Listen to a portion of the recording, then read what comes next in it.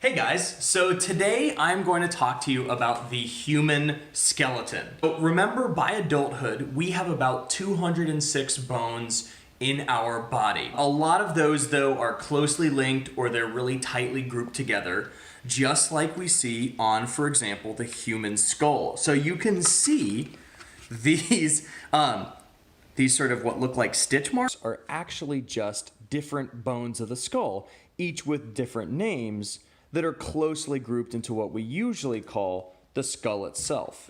So what I've done is I've narrowed down all the bones in the human body to about 25 different bones and sort of bony structures that I want you to know.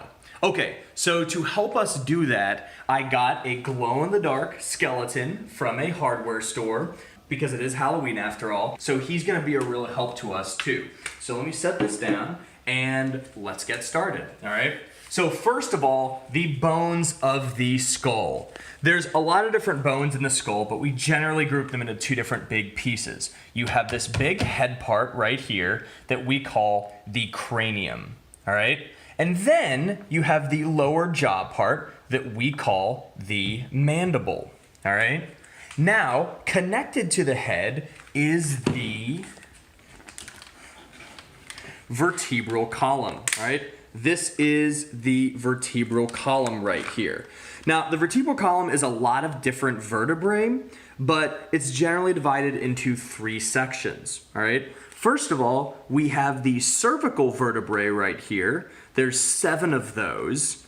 Then we have the thoracic vertebrae, which is the upper back right here. There's 12 thoracic vertebrae.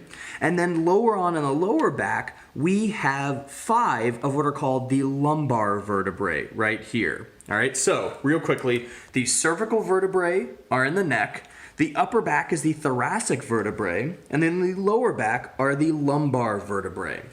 All right, now to talk about the shoulders and chest. In the back here, we have these 2 bones that are known as the scapula. Back here, these are the scapula.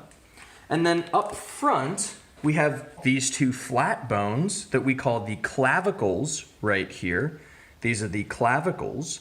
Then we have this big breastbone right here that is called the sternum. And then at the bottom, we have this little bone called the xiphoid process.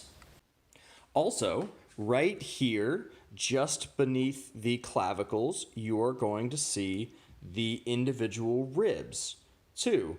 That makes up the rib cage. Now let's go on to the arm bones. So this first one right here, this upper one is called the humerus, all right? And then this is important. For the next 2, remember that on this side is the thumb, and this side is the little finger. So this bone right here on the thumb side is called the radius. And then this one right here on the little finger side is called the ulna.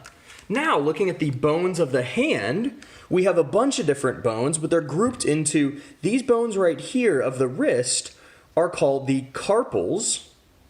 And then the bones of the hand right here are called the metacarpals. And then finally, we have the finger bones up here that we call the phalanges, all right? Now going down a little bit lower, right here, we have the hip and the butt bones. This right here, these bones are called the pelvis right here. And then, so I flip the skeleton around for a second, and you can see the bones of the sacrum. And then right here, this little nub is called the coccyx. And then now we have the leg bones, all right? The leg bones, this one right here, this is the femur. Actually, one of the bones that my skeleton does not have right here are its kneecaps. The kneecaps are bones called the patella. Then you have this bigger one down here that's kind of in the front that we sometimes call the shin bone. That's the tibia. And then the smaller one that's a little bit on the outside, that one is the fibula, all right? Now going down to the actual foot bones, that is the tarsals. Then we have the sole of the foot right here that we call the metatarsals. And then finally, just like the fingers, the toe bones are called the phalanges.